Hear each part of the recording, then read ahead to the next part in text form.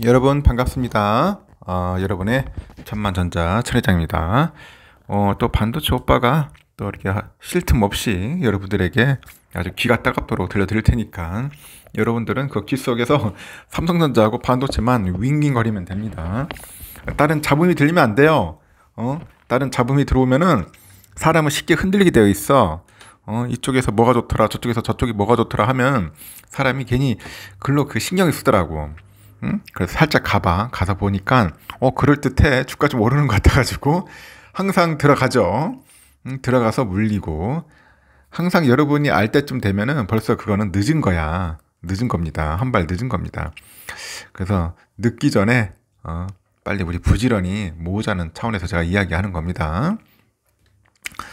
천혜장은 한결같이 이야기를 하고 있는데 저의 그 이야기한 그 말귀를 잘 알아들여야 하는데 말뜻을 이야기하는 뜻 의미를 잘 캐치를 못하면은 어쩔 수가 없습니다. 도태되는 거예요. 나가 떨어지는 거죠. 그리고 여러분 시간 되시면은 천혜장의 그 블로그가 있어요. 블로그 한번 글을 보세요. 글을 보시고 여러분들도 작게나마 그래도 영감을 얻었으면 좋겠어. 영감이라기보다 하여튼 거기서 뭔가 의미를 찾고 아이디어를 뭔가 좀 얻었으면 좋겠습니다. 얻어가지고 또 투자하는데 좀 더 도움이 됐으면 좋겠어요. 그러니까 제가 항상 그 링크를 걸어 놓습니다. 커뮤니티 게시판에다. 블로그 보니까 천만전자 검색하니까 안 나오는 것 같아요. 하여튼 그 제 블로그가 있어요. 가볍게 한 번 정도 읽어주시고 뭐 댓글도 달아주시면은 좋겠습니다. 항상 예전에는 막 보이스로만 하다 보니까 지금까지 이렇게 흘러왔는데 뭐 보이스 뭐 블로거라고 해야 하나 모르겠지만 하여튼 지금까지 3년 동안 뭐 쉴 틈 없이 떠들어왔습니다. 떠들어왔고 앞으로도 이제 7년 동안 더 해야 돼요. 이것도 참 보면은 거의 뭐 수행이라고 해야 하나 고행이라고 해야 하나 고행이라고 해야 할지 모르겠네요. 누가 뭐라 하든 말든 간에 제 갈 길 왔습니다. 뭐 주가가 떨어지든 말든 뭐 누가 욕을 하든 말든 간에 그게 중요한 게 아니고 우리가 한번 마음 먹었으면 해보는 거지 뭐 5년이든지 10년이든지 간에 한번 해보는 겁니다. 아직까지 1년 정도 해보지 못한 분들도 엄청 많아요. 그래서 자기가 이제 댓글 달면은 뭐 며칠째 이렇게 쓰시는 분도 있더라고. 그 구독자분의 세이벳 같은 분은 뭐 180 며칠째 이렇게 190일 며칠째 이런 식으로 계속 써요. 자기가 댓글 달면서 뭐 그런 분도 있습니다. 자기 자신과의 싸움이에요. 어차피 한번 가자, 한번 가보자, 한번 해보자. 한번 장기 투자 한번 해보는 것도 나쁘지 않다. 엉뚱한 거 하지 마시고 그냥 뭐 삼성전자나 아니면 여러분이 또 좋아하는 거 있으면 미국 주식 하시면 돼요. 뭐 엔비디아? 모르겠습니다. 엔비디아 지금 들어가기가 좀 껄쩍지근해요. 괜히 들어갔다가 또 고점에 물리는 거 아니야? 그런 생각도 할 수 있을 겁니다. 최근에 이제 불고 있는 그 생성형 AI 열풍 때문에 그 수혜를 받고 있죠. 지금 그 주가가 이제 급등세를 타고 있는 우리 미국의 반도체 기업 엔비디아. 이 엔비디아 주가를 두고 미국 월가에서도 논쟁이 좀 벌어지고 있답니다. 벌어지고 있는데 단기 급등에 따른 조정 국면이 이제 불가피하다. 뭐 그런 측도 있고 AI 반도체 관련 시장이 급격한 성장 덕분에 밸류에이션이 고평가됐다는 분석에도 불구하고요. 주가가 추가 상승할 여력이 있다. 이렇게 정면 충돌 양상을 현재 보이고 있다는 거죠. 엔비디아의 주가의 향방에 대해서 직접 투자에 나섰던 서학 개미뿐 아니라 국내 주식에 투자한 개미 투자자들까지도 주목을 하고 있어요. 바로 이제 소액 주주가 639만 명, 639만 명에 이르러서 이제 국민주로 이제 불리우고 있는 삼성전자를 비롯해서 뭐 하이닉스 등 주요 반도체 이 관련주의 주가가 엔비디아의 상황에 따라서 등락을 현재 오가는 모양새다. 그런 이야기들을 하고 있는 것 같습니다.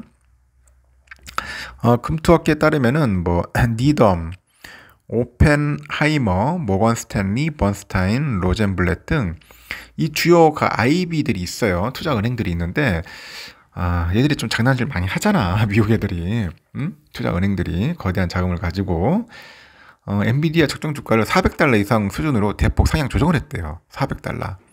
엄청 올려놨어. AI 관련된 그 반도체 관련된 그런 부분의 호조 덕분에 1분기 시장 예상치를 크게 웃도는 실적을 발표했다 그럽니다. 제가 볼 때는 그 400달러까지는 아닌 것 같아.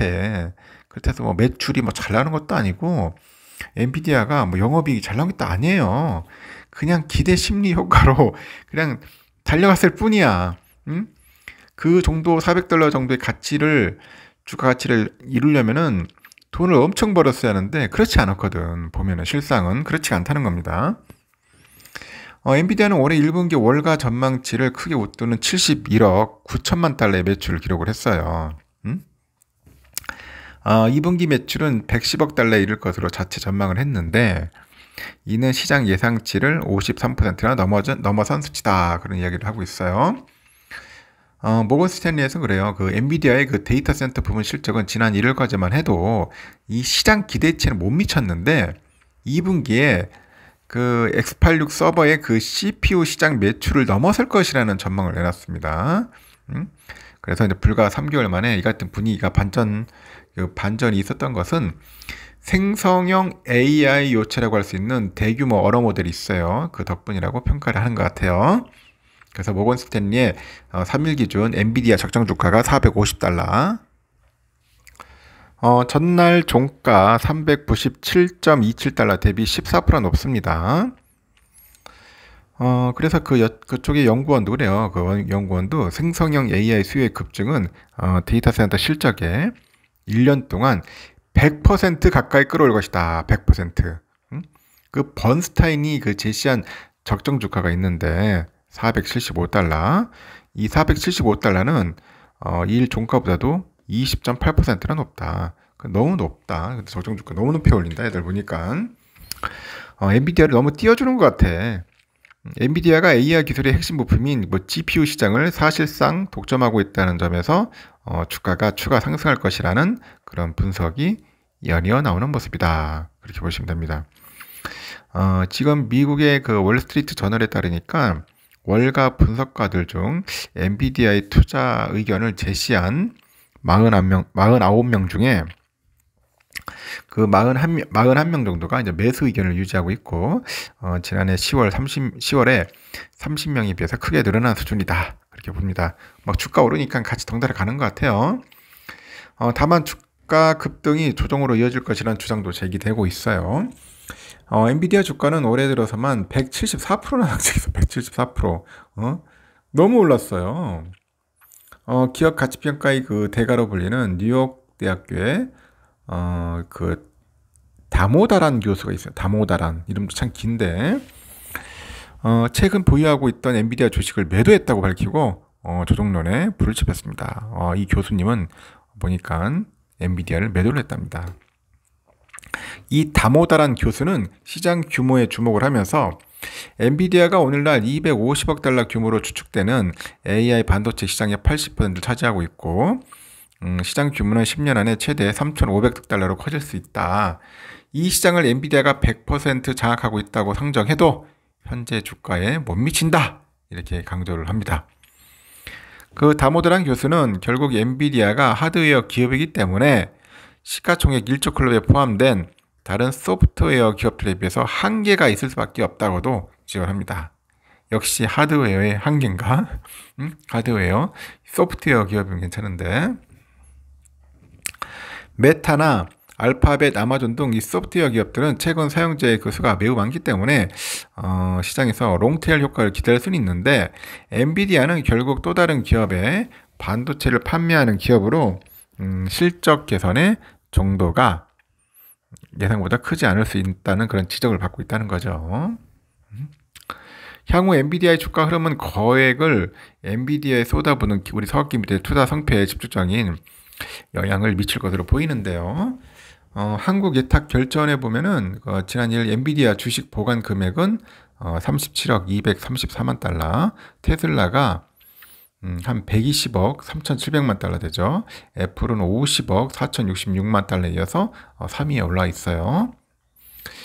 국내 증권가에서도 엔비디아의 주가 흐름이 최근 상승세를 타고 있는 삼성과 하이닉스 주가의 그 앞으로 흐름에 대한 그 지대한 영향을 미칠 거라는 분석도 있던데 하이닉스가 좀 영향을 받는 것 같아. 하이닉스는 챗GPT 등 그 생성형 인공지능에 쓰이는 D램이죠. 그 HBM 시장 점유율인데 1등이라고 하더라고요, 아직. 생성형 AI 수혜주로 꼽히는 엔비디아의 그 GPU용 HBM3를 공급하고 있고, 삼성전자 역시 엔비디아의 고객사입니다. 삼성은 최근 그 기존의 HBM에 인공지능 프로세서를 하나로 결합하는 HBM PIM이라고 있어.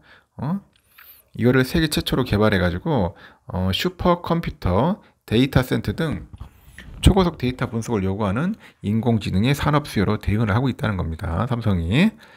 엔비디아의 그 실적 발표가 AI 투자 증가 관련 기대감을 끌어올리면서 폭발적인 트리거가 됐고 주가 반등 강도를 볼 때 트리거가 필요했을 뿐 추가적인 수요 둔화 종료 그리고 공급 축소 효과의 그 점진적 확대 등 그 업황 반등을 위한 조건은 이미 충족했다는 점을 재확신하기는 충분했다. 뭐 그런 말들을 합니다. 증권고에서. 설령 그 단기적으로 볼 때 삼성과 하이닉스의 실적 측면에서 AO 효과가 빠르게 확인되지 않더라도요. 중요한 거는 속도보다는 방향성이다.